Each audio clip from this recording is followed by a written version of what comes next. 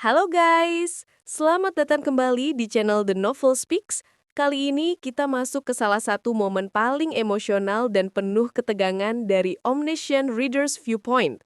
Persiapkan diri kalian karena episode ini dipenuhi keputusan besar, pengorbanan, dan titik balik yang akan mengubah perjalanan para karakter. Yuk langsung kita mulai. Omniscient Reader's Viewpoint, pengorbanan sang Demon King of Salvation. Jong Hee-won bergumam, "Dokja sih?"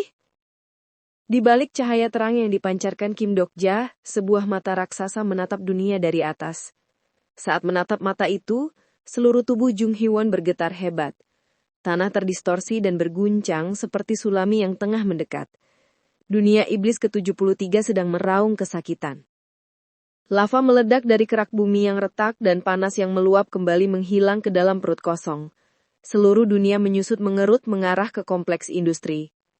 Lalu jelas apa yang terjadi pada kompleks industri lainnya. Kekuatan sihir transendental yang diperkuat oleh cerita mulai bergerak. Melawan langsung mata itu jelas mustahil. Tapi gelombang seismik bisa diperlambat. "Cepatlah, murid bodoh!" Kyrgyz berteriak dan ruang di luar dinding kompleks industri terdistorsi. Ufuk tertelan kabut besar dan menghilang ke dalam kegelapan. Bukan lagi sebuah garis horizon. Meskipun begitu, Jong Hee-won tidak melepaskan seutas harapan. Jika apa yang ia dengar benar, para guru dan Kim Dokja sudah mempersiapkan situasi ini jauh sebelumnya. "Ajusi! Apa sebenarnya ini?" Tubuh Chok Jung Yong menghilang dan Kyrgyz serta Breaking the Sky Sword Saint berada dalam keadaan mengenaskan. Namun, Kim Dokja tidak bertindak sampai keadaan menjadi separah ini. Bibir Kim Dokja bergerak saat ia terus-menerus menggumamkan sesuatu. Matanya menelusuri langit jauh, seolah mencari sesuatu di ujung alam semesta. Jung Imon menyadarinya. Seperti mereka tidak menyerah, Kim Dokja pun tidak menyerah. Kim Dokja perlahan turun menuju tanah. Jong Hee-won berteriak sebagai sinyal, "Bersiap!" Lee Hyun-sung mengaktifkan Steel Transformation dan bertanya, "Dokja sih, apa yang harus kami lakukan?" Semua orang melihat Kim Dokja. Mereka tidak tahu apa, tapi Kim Dokja pasti memiliki rencana. Kim Dokja berkedip pelan dan menatap anggota party. Selama beberapa hari terakhir, ia telah memberikan banyak hal pada mereka. Hyun-sung mendapat perisai baru. Hee-won mendapat skill baru. Ji-hye mendapat peningkatan kekuatan sihir dan Yusung dan Gilyung mempelajari banyak skill kendali. Mereka percaya padanya. Cerita raksasa musim semi dunia iblis bergerak untuk pemilik ceritanya. Jika mereka memiliki cerita besar yang mereka bangun bersama dan rencana yang dipersiapkan Kim Dokja, mereka mungkin bisa mengalahkan musuh terkuat sekalipun. Bahkan mereka telah menghancurkan kereta surya. Bahkan jika musuh ini datang, Jusi? Yang pertama merasakan kejanggalan adalah Shin Yusung.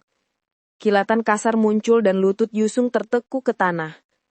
Tubuhnya tidak bisa bergerak seakan dirantai tak kasat mata. Ini adalah cerita milik Dokja. Cerita raksasa yang mengalir dari tubuh Kim Dokja berubah menjadi belenggu kuat bagi para anggota party. Lee Hyun-sung perlahan tenggelam ke tanah, wajahnya kosong saat bertanya, "Dokja sih, apa ini?"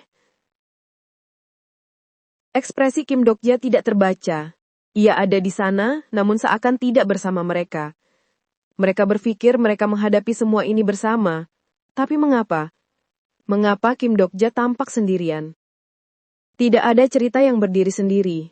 Raja dari dunia tanpa raja milik Kim Dokja terhubung dengan pewaris nama raja milik Yu Jong-hyuk. Sementara penghapus kejahatan masa depan Hee-won terhubung dengan milik Kim Dokja. Cerita besar mereka pun adalah kepunyaan semua yang berjuang di medan perang itu. Namun pada saat ini, cerita besar itu hanya bergerak untuk Kim Dokja. Narator utama cerita besar musim semi dunia iblis telah memulai ceritanya. Semua saham cerita yang dimiliki para anggota kini dikendalikan oleh satu orang. Mereka berusaha melawan, tapi kehendak raksasa itu terlalu kuat. Jika Yu Jong-hyuk sadar, mungkin hasilnya berbeda. Tapi ia tidak ada. Hee-won jatuh dan berteriak menyakitkan. "Tunggu! Apa ini? Apa-apaan ini?" Ia menatap Kim Dokja dan akhirnya memahami sesuatu. Setiap menghadapi krisis besar, Kim Dokja selalu menunjukkan ekspresi tertentu. Senyum tipis yang menyebalkan, tapi menenangkan. Namun kali ini, kenapa? Kalau kau berniat melakukan ini dari awal, kenapa kau mempersiapkan kami selama beberapa hari ini? Kenapa beri aku skill ini? Kim Dokja akhirnya menjawab pelan, aku sudah memberitahumu cara menghadapi Sasquatch di skenario 28. Lalu perisaiku, itu akan berguna untuk menangkap Algonquin Snake di skenario ke-35. Jangan lupakan skillmu. Bukankah aku sudah menjelaskan cara menggunakannya? Seperti biasa, semua ada alasannya. Namun tak satu pun persiapan itu dibuat untuk situasi ini. Kegelapan menyelimuti horizon. Kim Dokja menatapnya dan berkata, aku yang akan menangani situasi ini. Omong kosong, Hiwon berteriak. Aku tidak akan membiarkanmu. Jangan pergi sendirian lagi. Tak mungkin Kim Dokja menghentikan hal itu sendirian. Dua Transenden dan Seok Jong-nyong saja tak bisa menahannya. Aku benci ini, Dok Jahyung. Ia telah memperkuat dirinya mati-matian agar tidak berutang budi. Ia menjalani skenario-skenario pribadi yang berat dan menyelesaikan semua sendirian. Hiwon berteriak sambil batuk darah. Kau bilang kita tidak bisa melakukannya sendirian. Kau yang mengumpulkan kami. Kau yang mengajarkan semua ini. Suara asing mengalir dari bibir Kim Dokja yang tersenyum. Aku tahu. Apa yang kau tahu?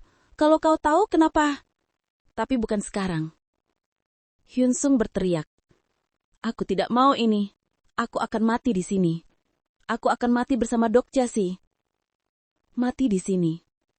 Kim Dokja menundukkan kepala untuk menatap mereka. Konstelasi Demon King of Salvation sedang menatap party. Mereka melihat wajah Kim Dokja. Bulu mata panjang, pipi pucat, bibir bergetar sedih.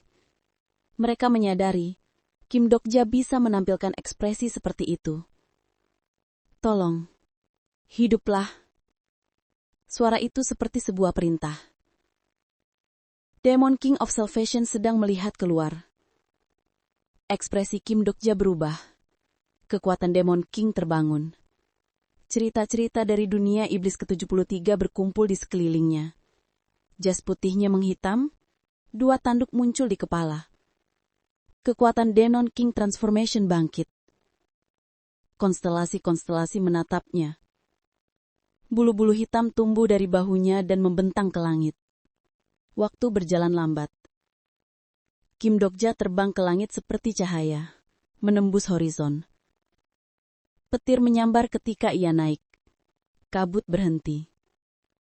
Seakan waktu terhenti. Namun Kim Dokja tak kembali. Hiwon berteriak, Kim Dokja! Pada saat bersamaan, para transenden terpental dari dinding. Kabut memakan dunia lagi, dinding runtuh. Teriakan terdengar. Hiwon tahu, Kim Dokja tidak bisa menghentikannya sendirian. Kabut menelan mereka. Tubuh mereka dipindahkan. Yusung menutup mata. Hyun Sung meraung. Semua tubuh mengeluarkan percikan putih. Lalu seluruh komplek industri dipindahkan. Kabut marah. Brrr, brrr. Dan dunia tertelan kegelapan. Di tengah keributan samar, Yu Jong-hook membuka mata. Tubuhnya nyeri. Efek samping pemulihan masih berat. Ia mengingat semuanya. Demon King Selection, Surya, pertarungan dengan Kim Dokja. Mereka menang. Seharusnya menang. Ia bangkit melihat sebuah jam katuk terikat di lengannya. Ia berjalan ke jendela. Dan melihat Seoul. Patung Admiral Yi Sun-sin yang dihancurkan. Gyeongbok Palace yang runtuh. Gwanghwamun terbakar. Ia melihat anggota parti, tetapi tidak melihat satu orang yang paling ia cari. Kim Dokja. Pesan muncul. Cerita Life Ended Companions terdiam. Ia mengirim pesan melalui Midday Trees. Pesan dikembalikan. Ia kirim lagi. Lagi, hingga kuotanya habis. Jam berdetak. Layar dipenuhi pesan. Konstelasi Demon King of Salvation tidak ada di Starstream. Berkali-kali. Sampai layar penuh. Keterampilan eksklusif dinding keempat bergetar hebat. Aku sebenarnya tidak berniat melakukan ini dari awal. Semuanya bermula tak lama setelah pertarungan dengan Surya. Hari ketika aku memperoleh sebuah cerita raksasa dan melindungi dunia iblis bersama para rekanku. 3 cara bertahan hidup di dunia berkeping-keping. Revisi ketiga. Aku menerima revisi ketiga dari Ways of Survival. Saat membuka matanya, Yu Jong-hook berpikir, ini adalah regresi keempat. Awalnya aku membacanya dengan ringan. Aku merasa antusias. Putaran ketiga yang terjadi sekarang lebih sempurna daripada putaran manapun yang dialami Yu Jong-hook sebelumnya. Di skenario ke-25, aku menjadi Raja Iblis dan memperoleh cerita raksasa. Mungkin dalam revisi ini, akhir yang kuinginkan akan dicatat. Namun, kupikir semuanya berjalan baik. Begitulah yang dikatakan orang itu.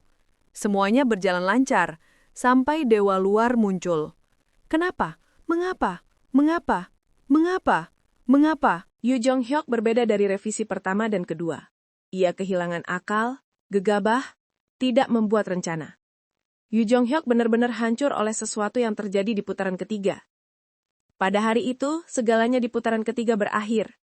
Setelah membaca bagian itu, aku sadar apa yang salah. Aku menatap kabut hitam yang merayap melewati dinding dan menggigit bibirku. Dinding keempat menggeliat di kepalaku dan memuntahkan kalimat-kalimat. Kim Dok-ja berpikir, ini mungkin gagal. Jika aku mati kali ini, aku tidak akan selamat. Sekarang aku tidak memiliki atribut kebangkitan. Jika aku ditelan oleh dewa luar, aku akan terhapus sepenuhnya. Tapi jika aku bisa menghentikannya, aku tak bisa mengalahkannya meski melihat seluruh Ways of Survival. Han Suyang pernah berkata padaku bahwa skenario bumi mengikuti jalur asli novel dengan sangat setia. Jika kami melewati krisis ini dengan selamat, kami bisa mengejar jalur asli dan menuju akhir yang kuinginkan. Di bawah menara jam, rekan-rekanku menatap ke arahku. Tidak, ada satu cara. Cara yang gagal dalam versi asli. Aku hanya harus melakukannya dengan benar. Mereka harus hidup. Mereka mungkin tak menyukainya, tapi mereka harus hidup. Aku tidak bisa membiarkan siapapun mati. Hanya kalau begitu, semua orang bisa mencapai ending. Langit malam terbelah dan sebuah mata raksasa menatap ke bawah. Para transenden terjatuh sambil memuntahkan darah. Kirgios yang sudah kuberitahu sebelumnya berteriak. Cepat, dasar murid bodoh! Aku mengangguk dan turun dari menara jam. Aku tak boleh menyia-nyiakan waktu yang dibeli oleh Chok Jong-yong dan para master. Aku tak akan membiarkanmu pergi. Jangan pergi sendirian lagi. Kumohon. Aku nggak mau ini, Hyang Dok-ja. Kau yang bilang kita tak bisa melakukan ini sendirian. Kau yang mengumpulkan kami. Kau yang mengatakan semuanya padaku. Aku mendengar teriakan mereka. Dan hanya memberitahu hal-hal yang perlu. Benar-benar. Hanya yang perlu saja. Tolong hiduplah. Kepalaku terasa geli saat tanduk-tanduk muncul. Punggungku sakit saat sayap Go muncul. Aku mendengar teriakan Jung Hee-won, tangis Lee Hin-sang. Anak-anak itu mengulurkan tangan mereka kepadaku. Yu Shang-a yang sudah kuberitahu sejak awal tak bisa mengalihkan pandangan sambil menangis. Mesti Merisin pasti akan menjalankan bagiannya dengan baik. Saat aku menjejak tanah, pandanganku berubah. Suara tangis mereka menjauh. Mungkin aku ingin mengatakan sesuatu kepada mereka. Aku ingin melihat ending bersama kalian. Suara terdengar saat aku menembus atmosfer dan kabut mengeluarkan jeritan kesakitan. Konstelasi Dewa Anggur dan ekstasi menjatuhkan gelasnya. Konstelasi Ratu Musim Semi tergelap menarik nafas panjang. Konstelasi Tahanan Ikat Banda Kepala Emas berharap keberuntungan untukmu. Beberapa konstelasi mengkhawatirkanku. Konstelasi Komandan Kosmos Merah tidak menyukaimu. Beberapa konstelasi mengecam tindakanmu. Tak ada satupun yang memberiku koin. Mungkin mereka juga tahu, ini bukan cerita untuk koin. Menyeka pipiku, Kim Dok-ja menatap luasnya alam semesta. Di pusat kabut, aku melihat bekas luka yang dilakukan oleh Chok Jong-yong, pedang pemecah langit, dan Kirgios. Aku mengaktifkan elektrifikasi dan melemparkan diri ke arah luka itu. Ini metode yang takkan kucoba di dalam novel asli. Namun sekarang tidak ada pilihan lain. Dewa luar tidak berbagi bahasa dengan makhluk tak memenuhi syarat. Energi star yang putih murni berkumpul di tangan kananku, sementara aku mengangkat Unbroken Faith. Energi demonis mengalir di pembuluh darahku dan aura hitam menyelimuti energi biru putih. Gelombang kejut kuat meledak dari pusat kabut saat kekuatan sihir di tanganku meledak. Sebuah celah kecil terbuka sesaat. Aku tak ragu. Aku masuk ke dalam kabut gelap itu dan wujud dewa luar terlihat. Seperti sel darah putih menangkap bakteri. Ribuan, puluhan ribu, ratusan juta, partikel tak terhitung menatapku bersamaan. Seolah-olah semuanya adalah mata. Indescribable distance, kabut tanpa nama. Itulah nama bencana yang melayang di Starstream. Aku membuka mulut dan berbicara pada keberadaan itu. Wahai dewa luar yang agung. Teknisnya, kabut ini bukan bentuk asli dewa luar. Ini hanya prototipe mengerikan. Namun avatar ini tetap menyimpan kekuatan besar. Berhentilah. Tolong pergi. Partikel itu berdenyut. Tentu aku tak berharap kata-kata bekerja. Kabut itu mulai menggerogoti tubuhku. Cerita raksasa musim dunia demonis melindungi tubuh inkarnasimu. Dinding keempat melindungi jiwamu. Pengaruh dinding keempat mencegahku runtuh di hadapan keberadaan besar itu. Namun ia tidak bisa menghentikan cerita raksasaku terkikis sedikit demi sedikit. Bih, bih, bih, bih, bih, bih, bih, bih, bih. Kabut itu berbicara dalam bahasa tak dikenal. Meski diterjemahkan, mungkin aku tetap tidak bisa mendengarnya dengan benar. Indescribable distance lebih mirip makhluk subconscious. Pemangsa lapar yang hanya mengikuti insting cerita. Keberadaanku semakin menipis. Bangsat sialan ini. Bahkan Uriel pun tak bisa menghentikan makhluk ini. Begitu pula dengan Sangkara Agung dan naga api hitam dari abis. Mungkin bisa jika ketiganya datang sekaligus. Tapi itu tak akan terjadi. Hanya ada satu hal yang bisa membantu Kim Dokja saat ini. Satu keberadaan yang tidak pernah muncul di dalam Waste of Survival. Satu-satunya mungkin membantuku melawan kabut ini. Cahaya bintang terlihat samar-samar di antara partikel kabut. Aku datang sejauh ini hanya untuk memberikan suara yang benar padanya. Secretive Plotter! Suaraku menembus kabut, menyeberangi galaksi. Kabut mengamuk saat sesuatu bersinar dari kejauhan. Aku berteriak kembali. Aku ingin membuat perjanjian luar dunia denganmu. Yu Jong-hyuk selalu benci membuat perjanjian luar dunia. Harganya terlalu mahal atau kontraknya konyol. Tapi ini satu-satunya cara. Pertama dan terakhir untukku hidup. Kabut tidak berhenti memakan. Ia tidak berhenti melahapku maupun Demon Ram ke-73. Aku mendapat firasat buruk melihat cerita mulai berpecah. Bisakah Secretive Plotter menghentikan makhluk ini? Ruang dan waktu berkemertak, semuanya melambat. Kekuatan luar biasa mengendalikan seluruh ruang dan waktu di area itu. Kabut mengauk dan segala kehidupan membeku seperti terperangkap dalam gletser. Dalam sekejap mata, aku berdiri di galaksi asing. Di bawah kakiku terlihat Starstream. Aku berada di luar Starstream, tempat paling jauh dari nebula. Bintang-bintang bersinar mengindah di bawah sana. Pemandangan yang membosankan. Berbeda dari dewa luar lain, suara ini tajam dan jelas. Bayangan berwujud manusia bergoyang. Aku menunggumu, pengejar chapter akhir. Kilauan putih tampak di mulutnya. Tubuhku bergetar hanya dengan mendengarnya. Kegelapan tanpa batas menganga di dalam sana. Kejahatan yang berdiri di pusat kegelapan itu menatapku. Aku bukan hanya gemetar karena status ominus miliknya. Tidak, mungkin lebih tepatnya kau mengejar keabadian. Aku menatapnya dan terdiam sejenak. Bagaimana kau tahu? Bih, bih, bih. Kata-katanya punya dua makna bagiku. Keabadian, chapter terakhir. Dua makna berlawanan dalam satu kata. Seperti mesan yang kudengar saat memperoleh cerita raksasa. Kamu memperoleh kualifikasi keabadian. Kamu memperoleh kualifikasi chapter terakhir. Akhirku punya dua makna. Saat para konstelasi bertanya mengenai filtrasi, aku menjawab chapter terakhir. Karena lebih mudah diterima. Aku tak pernah menceritakan kepada siapapun bahwa bih-bih milikku punya dua makna. Setelah hidup lama, hal-hal yang tidak diucapkan terdengar lebih keras. Keterampilan eksklusif dinding keempat bergetar mengancam. Dinding keempat menebalkan dirinya untuk melindungimu. Dinding keempat menunjukkan taringnya pada Secretive Plotter. Pecahan dinding terakhir. Tenang saja, aku tidak berniat menyakitimu. Tawa aneh muncul dari mulut bayangan itu. Secretive Plotter.